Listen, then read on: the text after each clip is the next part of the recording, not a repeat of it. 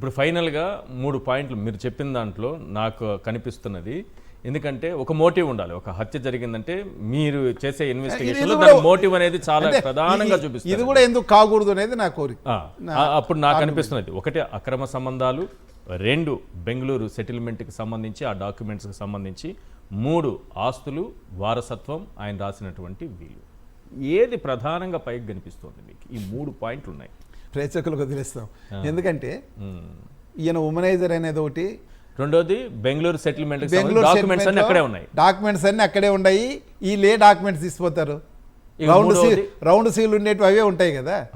ఇంకో రెండోది, ఈ గంగిరెడ్డికి కానీ ఇంకా ఎవరికైనా కానీ ఆస్తి తకరారు ఏం లేవు. ఈవెన్ వైఎస్ భాస్కర్లకు కానీ అవినాష్ రెడ్డికి కానీ ఎంతేమో ఆస్తి తకరారు లేదు. ఈయన డాక్యుమెంట్స్ తీసుకోవాల్సిన అట్లా అలిగేషన్ కూడా ఏం లేదు. అసలు గంగిరెడ్డి అనేవాడు లేడు అక్కడ. ఎందుకంటే తలుపు తెరిచారు. నేను చెప్తా, 97 ఫోటోలు ఉన్నాయి కదా, ఈడు చెప్పేదంతా అబద్ధమే. ఎందుకు గంగిరెడ్డిని ఎందుకు పెట్టినారంటే, గంగిరెడ్డి ఆల్రెడీ జైలుకు వచ్చినాడు, పోనీ ఇంకా మళ్ళీ ఏం లోపలికి పోయేది లేదు, వాడు మనకు అప్రూవర్ అవుతాడు కదా, వీళ్ళనంతా జైలుకు పంపించచ్చు అని. ఇది 100, 200 ఇంకెన్ని వందల కోట్ల కుట్రండి ఇది. అవినాష్ రెడ్డిని, వైఎస్ భాస్కర్ రెడ్డిని, దేవిరెడ్డి శివశంకర్ రెడ్డి, వాళ్ళకి రైట్ హ్యాండ్ లెఫ్ట్ హ్యాండ్ అన్నీ ఆయనే. ఓకే జగన్ మోహన్ రెడ్డి గారిని, వైఎస్ భారతి గారిని, వీళ్ళందరినీ కూడా ఈ కేసులు వాళ్ళతో చెప్పించి ఫైనల్ ఇది. ఎందుకంటే పొలిటికల్ గా కూడా ఇది మారిపోయింది కాబట్టి, రాజకీయ అంశంగా మారింది కాబట్టి, దీన్ని చంద్రబాబు నాయుడు గారు ఏ రకంగా వాడుకున్నారు? ఎక్కడికి వెళ్ళినా సరే బాబాయ్ గొడ్డలని వీళ్ళు ఊపిరి. వీళ్ళేమో చాలా మంది సలహా ఇచ్చాను, నేను కూడా సలహా ఇచ్చా. అరే వాళ్ళు ఇంత అటాక్ చేస్తుంటే మీరు కనీసం ఈ ఫ్యాక్ట్స్ అన్నీ ఉన్నాయి కదా, అప్పటికి ఇచ్చిన ఛార్జ్ షీట్లోనే ఉన్నాయి అన్ని. అవును, ఫస్ట్ ఛార్జ్ షీట్తో పాటే అన్నీ ఉన్నాయి కదా, ఇది మర్డర్ ఫర్ గెయిన్ కదా, మీరు ఎందుకు చెప్పడం లేదంటే వాళ్ళు చెప్పిన సమాధానం ఏమి తెలుసా? జరిగిపోయింది. మా బాబాయ్ వెరీ టాల్ ఫిగర్, రాజకీయంగా కానీ ప్రజల దృష్టిలో కానీ ఏం టచ్ అయితే కూడా ఇవన్నీ బయటకు వస్తాయి కదా. వ్యక్తిత్వాన్ని కాపాడడం కోసం చేయడం వల్ల వాళ్ళు ఎంత నష్టపోయారు. అదే గరలం దాగిన శంకరుడు అంటాడు కదా జగన్మోహన్ రెడ్డి ఈ కేసులో. ఆయన వాళ్ళ బాబాయ్, వాళ్ళ కుటుంబం రెస్పెక్ట్ హానర్ కాపాడుకునేకి విషయం దాగి ఆయనే కాదు మొత్తం ఆయన అనుయాయులంతా ముంచేసినాడు. ఇప్పుడు నేను చాలా మాటలు చెప్పా, నేనంతా లైన్ చదివాను. ఇది కేవలం ఆ డాక్యుమెంట్స్ కోసమే మర్డర్ చేశారు. ఆ డాక్యుమెంట్స్ కూడా ఎక్కడ ఉన్నాయి, అన్ని అక్కడ ఉన్నాయి. మీరు ఒక మాట చెప్పండి, మీరు ప్రెస్కు రండి అంటే ఎవరు రాలే. ఇది మా కుటుంబానికి సంబంధించిన రెస్పెక్ట్ హానర్ అని ఆయన అనుకునే, జగన్మోహన్ రెడ్డి గారు, అవినాష్ రెడ్డి గారు, వీళ్ళు అనుకోలే అట్లా. ఓకే సార్, రాజేశ్వర రెడ్డి గారు, మర్డర్ తర్వాత, వివేక హత్య తర్వాత సునీత యొక్క స్టేట్మెంట్స్ మారుతూ వచ్చాయి. అంటే మొదట్లో తను మాట్లాడింది ఇది ఒక పవర్ పాయింట్ ప్రజెంటేషన్ ఇచ్చి, అప్పటికే అవినాష్ రెడ్డికి సపోర్ట్ చేస్తూ మా నాన్న ప్రచారం కూడా చేస్తున్నారు, ఎవరికి చంపాల్సిన అవసరం ఉంటుందో అందరికీ తెలుసు అంటూ పవర్ పాయింట్ ప్రజెంటేషన్ ఇచ్చిన ఆమె, ఆ తర్వాత నెమ్మదిగా స్టేట్మెంట్స్ మార్చుకుంటూ ఇప్పుడు ఏ రకంగా మార్పు చెందారనేది. నేను పవర్ పాయింట్ ప్రజెంటేషన్ కన్నా ముందు ఈ criminal CrPC, criminal procedure code అనేది ఒకటి ఉంది. దాని ప్రకారమే ఇన్వెస్టిగేషన్స్ ఏదైనా చేస్తాడు, ఏ ఐఓ అయినా కానీ, సిబిఐ అయినా, లోకల్ సిట్ ఆఫీసర్ అయినా, ఇంకా ఏ పోలీస్ ఆఫీసర్ అయినా అదే చేయాలి. సిఆర్పిసి ప్రొసీజర్ ఫాలో అవుతారు. ఈ ఫాదర్ చనిపోయిన తర్వాత, వివేకానంద రెడ్డి గారు చనిపోయిన తర్వాత వీళ్ళు హైదరాబాద్ నుండి వచ్చారు. వారి కోసం వెయిట్ చేశారు జోగి శంకరయ్య ఇన్స్పెక్టర్ గారు ఇంక్వెస్ట్ పెట్టేకి. ఇంక్వెస్ట్ అంటే శవ పంచనామా అంటారు. దాని మీద ఒక 3-4 పెద్ద మనుషులు ఎదురుగా వాళ్ళ బంధువులను కూడా పెట్టేసి శవాన్నంతా పరిశీలించిన తర్వాత, వాళ్ళు గాయాలన్నీ చూసిన తర్వాత ఎగ్జామ్ చేసిన బాబుతో ఈమె మొత్తం శవాన్నంతా పరిశీలించింది. పిఎం చేసేటప్పుడు ఉంది, పిఎం కన్నా ముందు ఉంది, అన్నీ చూసిన తర్వాత శంకరయ్య గారు ఈమెని ప్రత్యక్ష బంధువులు మరి ప్రత్యక్ష సాక్షులను కాలం ఉంటుంది, వాళ్ళ ఈమెను ఎగ్జామ్ చేశారు. నరేడి మన రాజశేఖర రెడ్డి గారిని చేశారు, నరేడి సౌభాగ్యమ్మకను కూడా చేశారు. ఏం చెప్పింది ఆమె అప్పుడు? శంకరయ్య చెప్తే హార్ట్ అటాక్ అంటే నేను స్టేట్మెంట్లో ఉండేదే నేను చెప్తున్నా, క్లుప్తంగా చెప్తున్నా, చదివి చెప్పకుండా. మా ఫాదరు బాత్రూంలో రక్తము అంతా ఉండి కింద పడిపోయి చనిపోయినాడు, బెడ్రూమ్లో రక్తం ఉంది, ఆ కమోడ మీద అంత రక్తం పడిపోయిందని కృష్ణారెడ్డి మాకు ఫోన్ చేసి చెప్తే మేము అనుకున్నాము ఆయన చెప్పిన వర్ణన బట్టి మా ఫాదర్కి ఆల్రెడీ హార్ట్ అటాక్ ఉంది, స్టంట్స్ చేశారు ఆల్రెడీ.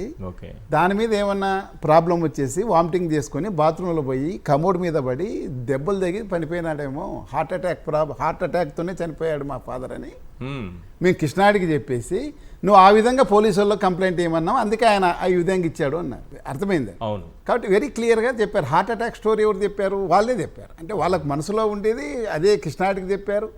మరి ఎంతోమందితో మాట్లాడారు. ఏమి వాళ్ళేమి నోరు మూసుకొని ఏం రాలేదు కదా, హైదరాబాద్ నుండి వచ్చేటప్పుడు ఎంతోమంది బంధువులతో మాట్లాడారు, అందరితో మాట్లాడుతున్నారు. మరి ఇదే మాటే చెప్పింటారు కదా. మరి వరుసగా స్టేట్మెంట్స్ మారుతూ దానికి సపోర్టింగ్గా మనం వాళ్ళు ఖచ్చితంగా అదే మాట్లాడినారంటే, ఇప్పుడు నర్రెడ్డి శివప్రకాష్ రెడ్డి తమ్ముడు ఈయన అందరూ మాట్లాడుకుంటున్నారు కదా, వాళ్ళ ప్రయాణం అంతా కలిసింది ఫస్ట్లోనే వాళ్ళు మాట్లాడుకున్నారు 6/21కి. మరి అప్పుడు అది తెలిస్తేనే కదా, నర్రెడ్డి శివప్రకాష్ రెడ్డి కూడా అదే వర్షనే కదా మినిస్టర్ ఆదినారాయణ రెడ్డితో చెప్పాడు. దానికి మనకు డిజిటల్ ఎవిడెన్స్ ఉంది, వీడియో ఎవిడెన్స్ కూడా ఉంది. మా బావగారు సిగరెట్లు ఎక్కువ తాగుతారు, హార్ట్ స్టంట్ చేశారు, హార్ట్ అటాక్తో చనిపోయినారు, కింద పడి దెబ్బలు తగిలించుకున్నారని కదా. తర్వాత ఆమె ఎలక్షన్ కన్నా ముందు, తర్వాత ఎలక్షన్ తర్వాత కూడా పెద్ద పెద్ద పవర్ పాయింట్ ప్రజెంటేషన్స్ చేసి మా ఫాదర్కి శత్రువులే ఎవరు జరిగితే రాజకీయంగానే జరిగింది, రాజకీయంగా మమ్మల్ని సప్రెస్ చేయాలనే ఉద్దేశంతో చేశారు, తెలుగుదేశం వాళ్ళు చేశారనే భావనతో మాట్లాడింది ఆమె. కరెక్ట్. ఎవరు బీటెక్ రవిని లేకపోతే ఆదినారాయణ రెడ్డి వైపు చేతులు దుప్పుతూ ఆమె మాట్లాడింది. మా ఫాదరు అవినాష్ రెడ్డి గెలుపు కోసము, జగన్ని ముఖ్యమంత్రిని చేసే కోసము he's working hard for the YS Avinash Reddy and Jaganmohan Reddy. అదే కంటిన్యూగా చేస్తూ వచ్చేసి ఆల్ ఆఫ్ సడన్ 6/10/2019 తేదీ నుంచి వర్షన్ మారింది. డేట్తో సహా చెప్తున్నారు. 6/10/2010 ఆ రోజు జగన్మోహన్ రెడ్డి గారితో విజయమ్మ ద్వారా అడిగిస్తే వాళ్ళ నాయన తన తండ్రి గారి చావు మర్డర్ కేసు గురించి ప్రోగ్రెస్ డిస్కస్ చేయాలంటే ఆ రోజు మీటింగ్ పెట్టాడు ఆయన, ఫ్యామిలీ మీటింగ్ టైప్ పెట్టారు. దాంట్లో కదా ఈ దేవిరెడ్డి శివశంకర్ రెడ్డి వాళ్ళ క్రిమినల్ హిస్టరీ ఉంది, వాళ్ళంతా అనుమానిస్తున్నామంటేనే కదా జగన్మోహన్ రెడ్డి గారు ఆ రోజు గౌరవ ముఖ్యమంత్రి వాళ్ళని అనుమానించాడు. మేము వాళ్ళంతా మన ఫ్యామిలీకి చాలా ఇది, ఎవరైనా మన మీద ఫైర్ చేస్తే ఆ బుల్లెట్ కట్టడం పోయే వాళ్ళు ఎలా చేస్తారు? ముందు కృష్ణారెడ్డి లెటర్ ఎందుకు దాచిపెట్టినాడు, ఆయనకు చెప్పిన మీ భర్త ఏమి, ముందు వీళ్ళని కదా అనుమానించాలా అన్నట్ల ఇండైరెక్ట్గా ఆమె భర్తని కూడా అనుమానించాలి కదా అన్నట్ల కృష్ణారెడ్డి మీద మాట్లాడతాడు. దాని మీద ఆమె కోపంగా బయటకు వచ్చేసి వైరుపక్షంలో చేరి ఇవన్నీ చేస్తా ఉంది. ఆ నుండి వర్షనంతా మారిపోయింది. ఓకే. ఇది కొంచెం ఇంగిత జ్ఞానం ఉన్న వాళ్ళకి అందరికీ తెలుసు. ఎవరు చెప్తే సిబిఐ కావాలని అడిగింది, ఎందుకంటే స్టేట్ గవర్నమెంట్లో వైఎస్ఆర్సీపీ గవర్నమెంట్ ఉంది, వాళ్ళ ఆటలు జాగవు కాబట్టి సిబిఐకి అడిగారు. ఆమె 161 స్టేట్మెంట్స్ ఇచ్చారు అప్పుడు. 161 స్టేట్మెంట్ అంటే 161 సిఆర్పిసి స్టేట్మెంట్ ప్రకారమే ఆమె స్టేట్మెంట్ ఉంది. మరి 161 ప్రకారం ఇస్తే మళ్ళీ మార్పు చేయడానికి అవకాశం ఉంటుందా? ఎన్ని మాటలైనా మార్చుకోవచ్చు. ఫస్ట్ చెప్పిందే తర్వాత నువ్వు మార్చుకుంటూ పోతే పెద్ద దానికి వాల్యూ ఉండదు. ఫస్ట్ చెప్పిన దానికి ఏ స్టేట్మెంట్కైనా ఫస్ట్ చెప్పిన దానికే ఉంటుంది. ఆమె ఒకసారి కాదు, మళ్ళా డి నాగరాజ గారు అని ఇన్వెస్టిగేటింగ్ ఆఫీసర్ డిఎస్పీకి ఇచ్చారు. ఆయన మళ్ళీ రీఎగ్జామ్ చేశాడు, చేసినప్పుడు కూడా అదే చెప్పింది. మళ్ళీ అదే రోజు కాదు, 10-15 రోజుల తర్వాత చేశారు, మళ్ళీ అదే చెప్పారు, ముగ్గురు అదే చెప్పారు. ఆ రోజు కూడా వీళ్ళు తలుపు అప్పటికే రిపేర్ చేయించుకున్నారు పోయినవి, అది కూడా చెప్పలేదు ఆయనకి. అన్ని దాచిపెట్టేసి చెప్పుకుంటూ వచ్చేసి ఈరోజు ఆల్ ఆఫ్ సడన్ ఆ డేట్ తర్వాత 6/10/2019 తర్వాతనే మొత్తం సీన్ అంతా మారిపోయింది. కొత్త ముద్దాయిలు వచ్చారు, రాజకీయంగా వైరుపత్యం క్లచెస్ లేకెళ్ళారు, ఇదంతా చేశారు. అది క్లియర్గా తెలుస్తూ ఉంది. ఇప్పుడు చూసే వాళ్ళకు కూడా తెలుస్తూ ఉంటుంది. పోలీస్ ఆఫీసర్స్ అడ్వకేట్స్ ఉంటే తెలుస్తుంది 161 అంటే ఏం చెప్పారు వాళ్ళు. అందులో సైన్డ్ ఇంక్వెస్ట్లో శవ పంచనామాలు తీసుకునే స్టేట్మెంట్స్కు సిగ్నేచర్ చేస్తారు, సైన్డ్ స్టేట్మెంట్స్. మిగతా 161 అనేది వేరే, ఇంక్వెస్ట్ లో స్టేట్మెంట్ రికార్డ్ చేసి వాళ్ళ సిగ్నేచర్ కూడా తీసుకునేట్టు ఉన్నాయి, కోర్టులో ఉన్నాయి. మిగతా వేదంతా పోలీసు వాళ్ళకి కూడా తెలుసు. 161 అంటే వాళ్ళు ఇష్టం వచ్చినది రాసుకుంటారు. మన రామ్ సింగ్ గారు అదే చేశాడు అన్నింటిలో. కానీ ఈమె స్టేట్మెంటు శవపంచనామం రోజు చేసిన రోజు ఆమె సిగ్నేచర్ ఉంది, సౌభాగ్యం సిగ్నేచర్ ఉంది, నరెడ్డి రాజశేఖర రెడ్డి సిగ్నేచర్ ఉంది. వాళ్ళు చెప్పిన దానికి ఎలా వెనక్కి వెళ్తారు, ఎలా మార్చుకుంటారు? మార్చుకుంటూ పోతే ఏం వాల్యూ ఉంటుంది? నువ్వు టీవీల్లో లేకపోతే పబ్లిక్ చెప్తే అంటే పామరులని అంటే ఈ చట్టాలు తెలియని వాళ్ళ ఎదురుగా మాట్లాడితే వాళ్ళని వీళ్ళ మీద ఓ రకమైన తారు తల్లి నల్లగా వేయాలనే ఉద్దేశం తప్పిస్తే ఏది కాదండి. రోజుకో మాట మార్చుకుంటూ వచ్చేసి లాస్ట్కు గౌరవ ముఖ్యమంత్రి జగన్మోహన్ రెడ్డి గారిని భారతమ్మను కూడా దాంట్లో ముద్దాయిలు చేయాలని నీ కోరికలు ఉంటే చట్టం ఒప్పుకోవాలి కదా. పదే పదే చంద్రబాబు నాయుడు గారిని కూడా కలుస్తున్నారు ఈ అంశం పైన అని. ఈ లాయర్ విషయంలో కూడా దస్తగిరికి సిద్ధార్థ లోద్రా ఉంటారు, సునీత రెడ్డికి సిద్ధార్థ లోద్రా ఉంటారు, చంద్రబాబు నాయుడు గారికి పర్సనల్గా ఎలాగో ఆయన ఉండే ఉన్నారు. చంద్రబాబు నాయుడు అంటే 100 కోట్లు 1000 కోట్లు లక్షలు నా ఆస్తి 1,00,000 కోట్లు అని చెప్పిన ఆయన కెపాసిటీ ఉందండి, పెట్టుకుంటాడు. ఆయన పెట్టుకుంటారు, కష్టం వచ్చినప్పుడు వాళ్ళ క్యాపబుల్ అడ్వకేట్ పెట్టుకునే అదేం తప్పు అని అనలేము. ఈమె విషయంలో అవినాష్ రెడ్డికి బెయిల్ ఆయన యాంటిసిపేట్ బెయిల్ అపోజ్ చేసేకి ఆయన స్పెషల్ ఫ్లైట్లో వస్తాడు. స్పెషల్ ఫ్లైట్లో రప్పిస్తే సుమారు 10-20 మందిని వేసుకొని వచ్చి వాదిస్తాడు. ఈయన అప్రూవర్గా 306 మీద అబ్జెక్షన్ చేస్తే ఆ బెయిల్ క్యాన్సిల్ చేయమంటే దానికి ఆయన వచ్చి వాదిస్తాడు, దస్తగిరి కోసం వాదిస్తాడు. అంతే కోర్టుల్లో ఉన్న ఫీజు అయింది. ఒక్కొక్క అపియరెన్స్ కు 11 లక్షలు 13 లక్షలు మన గవర్నమెంట్ ఇచ్చేది. దస్తగిరి క్యారెక్టర్ ఏంటి అసలు? సిద్ధార్థ లోద్రాని పెట్టుకునే స్థాయి ఉన్నటువంటి వ్యక్తేనా దస్తగిరి? సరే, ఈమె సపోర్టు ఉంది, ఈరోజు వెనక నుంచి మద్దతు ఇస్తున్నారు, అన్ని కాపాడుకునే ప్రయత్నం చేస్తున్నారు దస్తగిరిని అనేది ఒకటి. రెండోది అతని స్థాయి ఏంటి? ఆ స్థాయిలో ఉన్న ఆ స్థాయి ఏముంది? దస్తగిరి అనేది వాడు వాళ్ళ వృత్తి ఏమంటే ఐస్ క్రీమ్ బండ్లలో పుల్ల ఐస్ అమ్ముకొని బతికేవాళ్ళు. దస్తగిరి వాళ్ళ మేనమామ రాజారెడ్డి హాస్పిటల్లో డ్రైవరు, అందరు చిన్న ఉద్యోగం, ఆటో డ్రైవర్లు, ఐస్ క్రీమ్ పుస్క ఇది ఉంటుంది కదా, ఐస్ క్రీమ్ బండి తోలుకొని వాళ్ళు తీసుకొస్తే ఒక పని పాట లేకుండా ఉన్నాడని వివేకానంద దగ్గర జాయిన్ చేశారు. ఓకే, అంతే, అదే అతని క్యారెక్టరు. వాళ్ళ ఆర్థిక స్థితి అంతే. దస్తగిరికి వివేకానంద రెడ్డి మీద ఏమన్నా కోపం, ఆక్రోశం, హత్య చేయాలి అనేది ఎందుకుంటుందండి? ఎందుకుంటుంది నాకు అర్థం కాని. ఎందుకు చేశాడు? ఒకవేళ చేసినాడు అనుకో, మరి ఈ సపోర్ట్ ఎందుకు నాకు అర్థం కాలే. అతనే చెప్తున్నాడు కదా, మేమే చంపాము, నేనే చంపాను అని.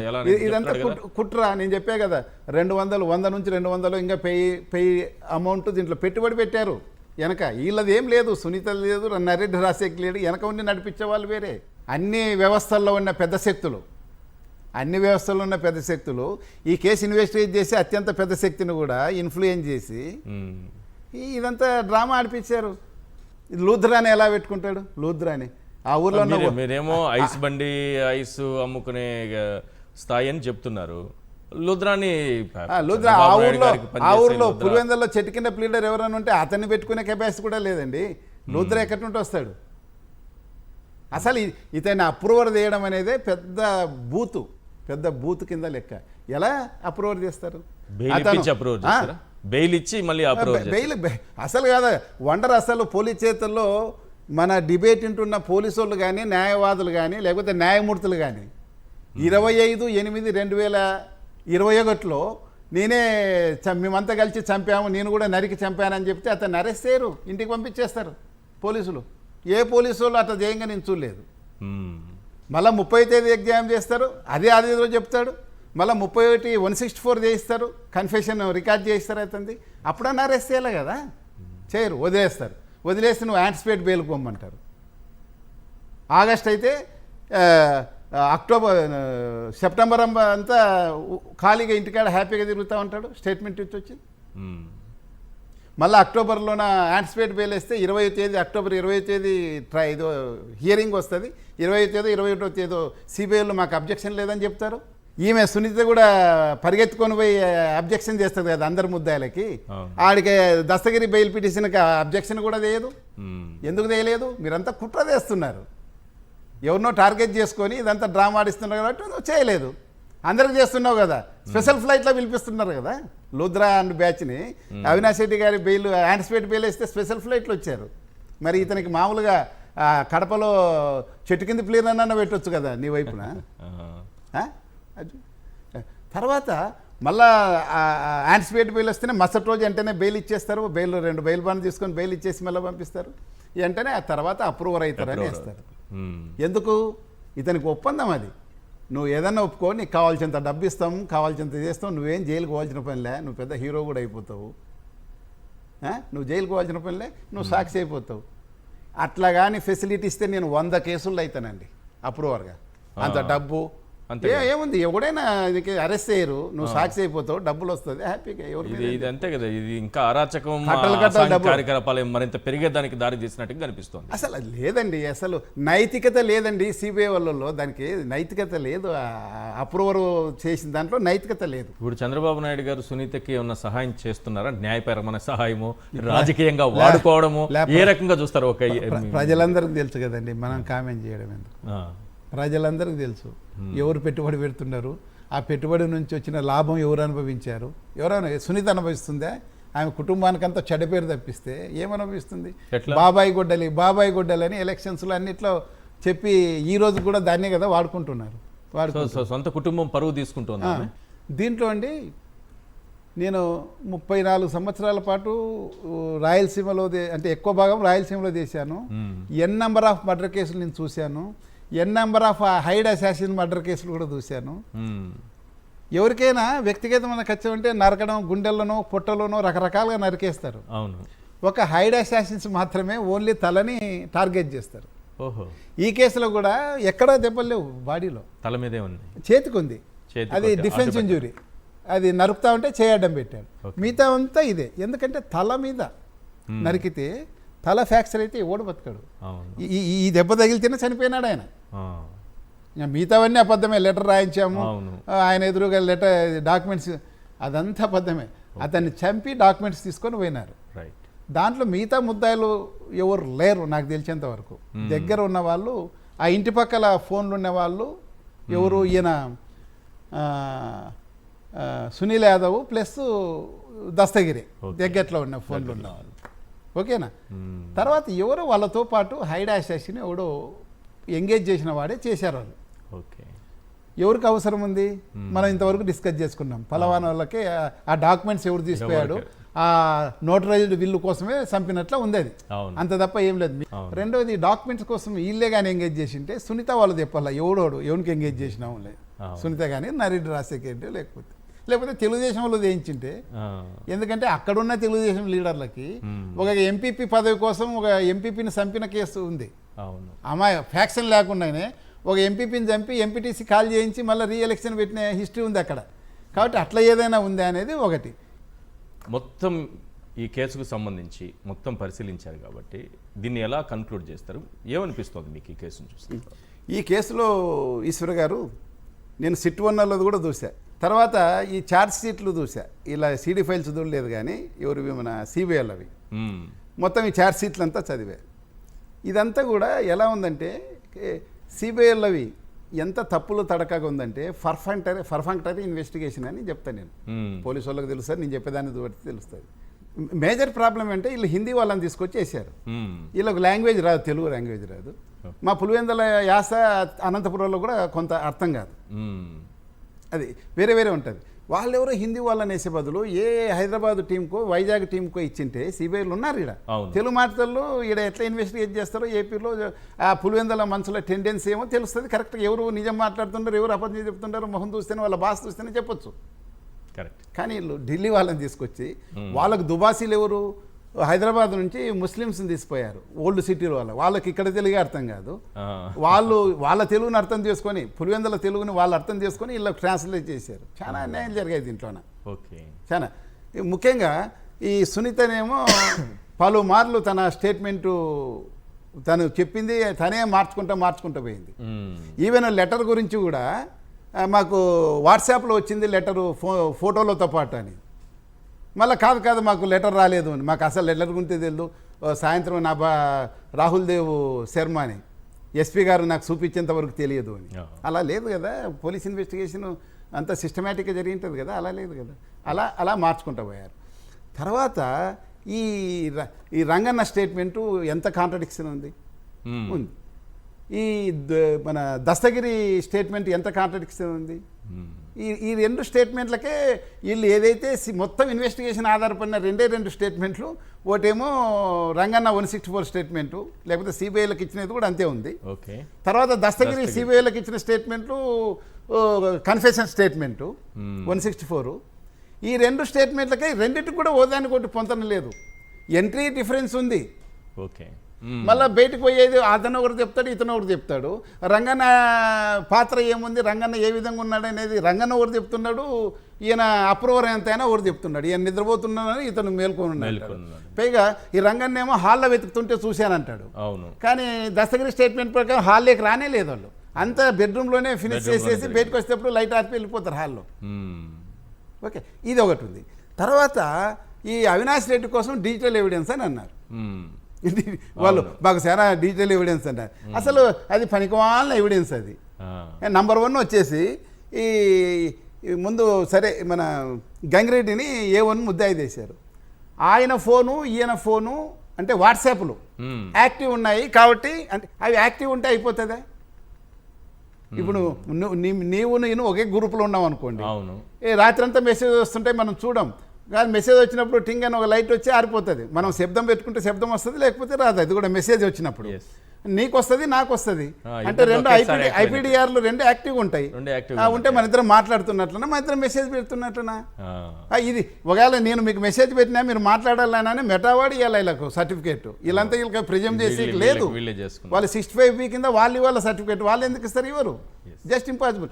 అందులో అవినాష్ రెడ్డి కానీ ఎర్రగంగి రెడ్డి కానీ వాళ్ళు నంబర్ ఆఫ్ గ్రూప్స్లో మెంబర్స్. ప్రతి గ్రూప్లో తొండూరు వైఎస్ఆర్సీపీ అంటాడు, డెఫినెట్గా ఎర్రగంగి రెడ్డి దాంట్లో మెంబర్ ఉంటాడు. జమలమడుగు వైఎస్ఆర్సీపీ అంటాడు, లేకపోతే పులివెందల వైఎస్ఆర్సీపీ గ్రూపు. నాయకులు గీకులంతా పెట్టుకున్నారు. ఎవరు ఎప్పుడు మెసేజ్ పంపించినా అన్ని మన ఫోన్లో యాక్టివ్ అయిపోతాయి. మన ఫోన్లైనా యాక్టివ్ అయిపోతాయి. మనం నిద్రపోతున్న ఐపీడీఆర్ వస్తుంది.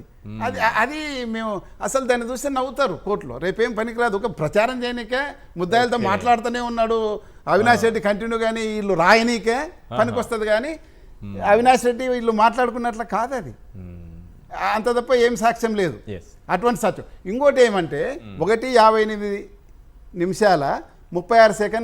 సునీల్ యాదవ్ అనే A2 అతను అవినాష్ రెడ్డి ఒక మూల కాంపౌండ్ మూలకు 2 అడుగుల లోపల ఉన్నాడు అంటారు. అంటే రోడ్డు ఉంటుంది పక్కన, ఆ రోడ్డు నుండి కాంపౌండ్లో 2 అడుగులు అంటారు. మనం గూగుల్ వాళ్ళని అడిగితే నువ్వు సెర్చ్ చేస్తే, నేను కూడా చూస్తే అది 2000 మీటర్ల వరకు కూడా ఉంటుంది. 20 మీటర్ల నుండి 2000 మీటర్లు ఏది పర్ఫెక్ట్గా ఉండదు. నేను చెప్తాను 1:58 36 సెకండ్లకి ఎందుకున్నాడు? 37 సెకండ్ ఎక్కడున్నాడు? 38 సెకండ్ ఉన్నాడు. ముందు ఎక్కడున్నాడు? ముందు నిమిషం ఎక్కడున్నాడు? ఓ పావు గంట అర్ధగంట అక్కడ ఉన్నాడంటే ఒక అర్థం ఉంది. కానీ నువ్వు ఒక సెకండ్ అని ఎలా చూపిస్తావు? 1 సెకండ్ అంటే నువ్వు కానీ ఆర్గ్యుమెంట్ పనికి వస్తుంది. కానీ 37 సెకండ్ ఎక్కడున్నా అంటే నీ దగ్గర ఉంది. కాంపౌండ్ అవతలు ఉన్నాడు అప్పుడు. అంటే ఇట్లా జంపు చేస్తున్నాడు ఆయన. అది కాదు. పైగా అదే టైంలోన మీకు అప్రూవర్ ఉన్నాడు కదా దస్తగిరి స్టేట్మెంట్ ప్రకారం 9:30 నుంచి 3:15 వరకు అతనితోనే ఉన్నాడు. ఆ కరెక్ట్ ఆ టైంలో మర్డర్ చేస్తున్నారు వాళ్ళు వివేకానంద రెడ్డి ఇంట్లో. మరి ఇక్కడ ఎట్లా ఉంటాడు? మరి అక్కడ ఉంటాడు, ఇక్కడ ఉంటాడు, ఎలా ఉంటాడు? ఏ విధంగా నువ్వు ప్రూవ్ చేస్తావు? అవినాష్ రెడ్డి నిరికేళ్ళన్నప్పుడు ఇది చెప్తాడు. అవును, కరెక్ట్. అది ఆ స్టోరీ చెప్పాలన్నప్పుడు అది చెప్తాడు. ఇంత కాంట్రడిక్షన్ ఎందుకు? ఇంకా రెండోది ఎర్రగంగి రెడ్డిది చెప్తాడు. ఎర్రగంగి రెడ్డిని 11:30కు 12 ప్రాంతంలో తెచ్చి వదులుతాడు. తర్వాత 12:30 1 గంట నుంచి వీళ్ళంతా కలిసే ఉన్నారు. వాళ్ళేమో సిబిఐలు 1:30 నుంచి దగ్గర ఉన్నాయి. అదే టైంలోన 2 ఐపీడీఆర్లు యాక్టివ్ ఉన్నాయని చెప్తారు. బాగానే ఉంది. ఎర్రగంగిరెడ్డి ఫోన్ ఎక్కడుందండి? వాళ్ళ ఇన్వెస్టిగేషన్ ప్రకారమే ఎర్రగంగిరెడ్డి ఇంట్లో ఉంది, నగరగుట్టలో. అంటే 4-5 కిలోమీటర్ల దూరం ఉంది. దాని టవర్ వేరే, ఈ టవర్ కాదు. ఇలా టవర్లంతా పులివెందల ఏపీఎస్ఆర్టీసీ బస్టాండ్ సమీపంలో ఉన్న టవర్ నుంచి వీళ్ళకి అటాచ్మెంట్. వాళ్ళకు జమలమడుగు రోడ్లో ఉన్న టవర్ నుంచి వీళ్ళకు ఆయన కనెక్షన్ వేరే టవరే, వాళ్ళ లొకేషన్ వేరే చూపిస్తుంది. ఆ ఫోనే లేదు ఆయన దగ్గర. పైగా టోటల్గా ఈ ముద్దాయి ఎవరైతే అప్రూవర్ ఉన్నాడో అతనితోటే పాటు ఉన్నాడు ఎర్రగంగిరెడ్డి. మరి ఎర్రగంగిరెడ్డి ఎప్పుడైనా ఫోన్ యాక్టివ్ చేసేసినాడా? ఫోన్ వాడినట్లు ఏమైనా చెప్తున్నాడా? సరే, అవినాష్ రెడ్డి నువ్వు మాట్లాడినావని ఇంత గ్రేవ్ అలిగేషన్ చేసేటప్పుడు మరి ఇతను ఫోన్ వాడినట్ల వాడు చెప్పిండాలి కదా అప్రూవర్ చెప్పిండాలా. అప్రూవర్ చెప్పి ఆయన ఫోన్ కూడా ఈయన దగ్గర ఉండాలి వివేకానంద రెడ్డి ఇంట్లో. మరి ఏ విధంగా నువ్వు మాట్లాడుకుంటారు? ఏమైనా మీనింగ్ ఉందే? ఒక ఎంపీని పట్టుకొని ఒక గ్రేవ్ మర్డర్ కేసులో చెప్పుకునే సిగ్గు వాళ్ళ పెద్దనాయన్ని పెద్దనాయన్ని చంపాడంటే ఎలా ఉంటుంది అది? పైగా స్టార్ కంపెయినర్ ఆయన రేపు లేదు ఎల్లుండే 3 రోజుల తర్వాత నామినేషన్ వేస్తున్నాడు. స్టార్ కంపెయినర్ని ఎవరన్నా చంపుతారా? ఏంటి ఇదంతా? అది మీనింగ్లెస్ ఇన్వెస్టిగేషన్ చేసి ఇది కేవలం వెనక పెద్ద శక్తులు, ఇలా కావాల్సిన శక్తులు 100 కోట్లు పెట్టుబడి పెట్టి నడిపించిన డ్రామా, అంత తప్ప ఏమీ లేదు ఈ కేసులో. నిల్లు ఇంతకన్నా పర్ఫెక్ట్. అసలు సిబిఐలు ఇట్లా ఇన్వెస్టిగేషన్ చేస్తారంటే నాకే ఆశ్చర్యం అనిపించింది. పోలీస్ ఆఫీసర్స్ కూడా మనం చెప్పింది ఏంటంటే వాళ్ళకు కూడా తెలుస్తుంది. Thank you sir. Rajeshwar Reddy గారు చాలా చక్కగా వివరించారు. అంటే మీరు ఉన్న డాక్యుమెంట్స్ అన్నింటిని కూడా నిశ్చితంగా పరిశీలించి ఏం జరిగింది డే 1 నుంచి ఇవాల్టి వరకు విచారణ, సిబిఐ విచారణ పూర్తయ్యేంత వరకు కూడా ఏం జరిగిందని చాలా చక్కగా వివరించారు. Thank you so much sir. నమస్తే. ఒక హత్య 100 కుట్రలు, దాని చుట్టూ వేవేల ప్రశ్నలు. దర్యాప్తు సంస్థలు మారుతున్నాయే తప్ప ఈ హత్య కేసులో చిక్కుముడులు మాత్రం వీడటం లేదు. దీనికి కారణం దర్యాప్తు దారి తప్పడమే అన్నది బహిరంగ రహస్యం. అసలైన దోషులను పట్టుకునే దిశగా కాకుండా ఈ కేసుతో ఎలాంటి సంబంధం లేని వ్యక్తులను ఇరికించాలనే ఉద్దేశంతోనే విచారణలు జరిగాయన్నది దర్యాప్తు తీరు చూస్తే అర్థమైపోతుంది. దీనికి కారణం విచారణ అధికారులపై ముఖ్య నేతల ఒత్తిళ్లే అన్నది అంతకు మించిన ఓపెన్ సీక్రెట్. ఈ హత్యకు కారణాలు ఏవైనా ఉండొచ్చు, కానీ ఈ హత్యను ఒక పొలిటికల్ వెపన్లా మార్చుకున్నది మాత్రం చంద్రబాబే.